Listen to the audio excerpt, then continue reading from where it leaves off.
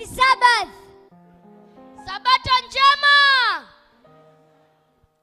We are delighted to share with you this beautiful mission story. Tunafurahi sana kushiriki nanyi kisa kizuri cha utume from the children's mission storybook. Kutoka katika kitabu cha utume cha watoto. This story comes from the breathtaking islands of Zanzibar. Kisa kinatoka katika kisiwa kizuri cha Zanzibar. A peaceful part of the United Republic of Tanzania. Mahali tulivu pa Jamhuri ya Muungano wa Tanzania. Formed by the islands of Unguja and Pemba. Iliyoundwa na visiwa vya Unguja na Pemba.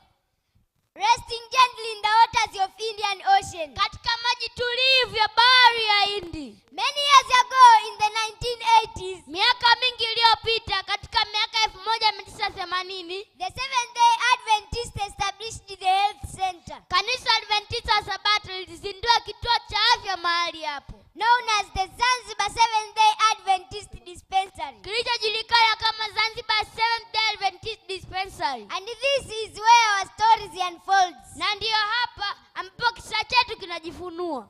This story, it talks about a young brave girl from the islands. Kisa hiki kinamhusu binti mdogo jasiri kutoka visiwani. Her name is Jesse. Aliyeitwa Jesse. One day something unexpected happened. Siku moja kitu kisichotarajiwa kilitokea. Jesse's mother became seriously ill. Mama yake Jesse aliugua sana. She was in great pain and needed help. Alikuwa katika maumivu makali na alihitaji msaada. With urgency and hope, she was taken to the nearby clinic. Kwa matumaini na haraka, alipelekwa katika kituo cha afya cha karibu. Known as the Zanzibar Seventh-day Adventist Clinic. Kilichojulikana kama Zanzibar Seventh-day Adventist Clinic.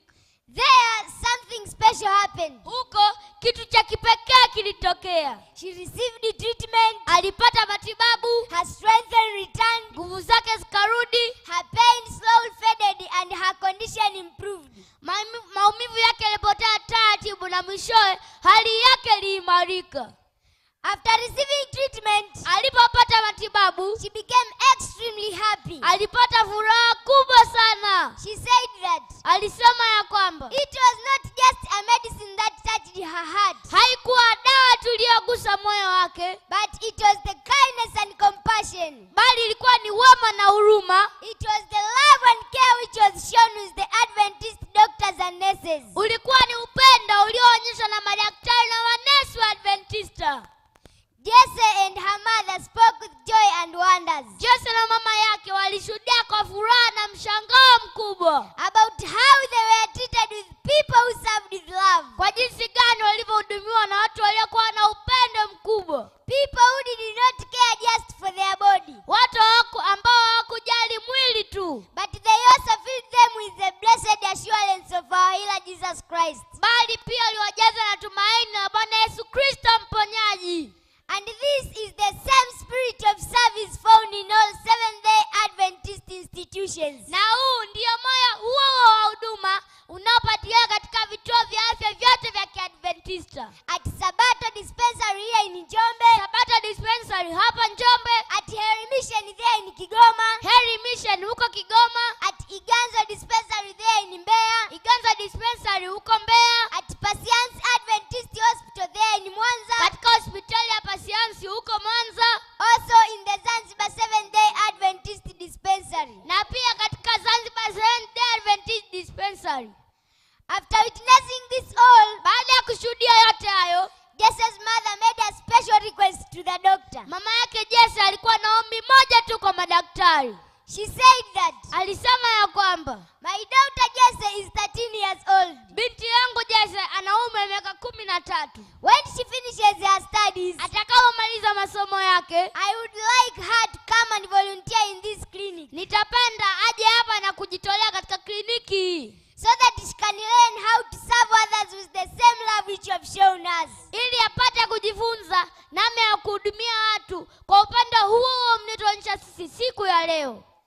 The doctor smiled and agreed. Daktari alitabasamu na kukubali.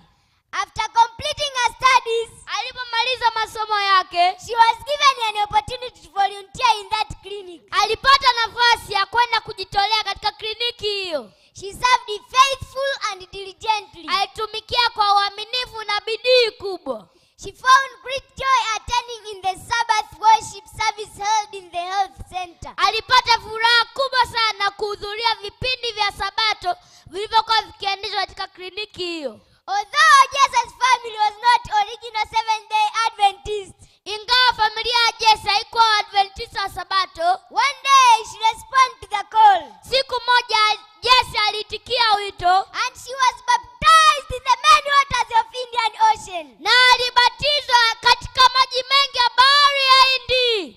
Hallelujah! Hallelujah! Hallelujah! Hallelujah! What a beautiful decision is this. Ni uamuzi mzuri kiasi gani. Now Jesse works at the clinic as a nurse. Sasa Jesse anafanya kazi katika kliniki hiyo kama nesi. She's married with an Adventist husband. Ameolewa na mume Mwadventista. And she's blessed with 2 Adventist children. Na amebarikiwa na watoto wawili Waadventista. Hallelujah! Hallelujah! Dear friends, rafiki mpendwa, your 13th offering will help to support and to improve the Zanzibar Seventh-day Adventist dispensary. Sadaka yako 13 itasaidia kuboresha na kuendesha huduma zinazofanyika huko Zanzibar Seventh-day Adventist dispensary, so that many people they can be touched as Jesse. Ili maisha ya wengi yapate kuguswa kama alivyoguswa maisha ya Jesse. May my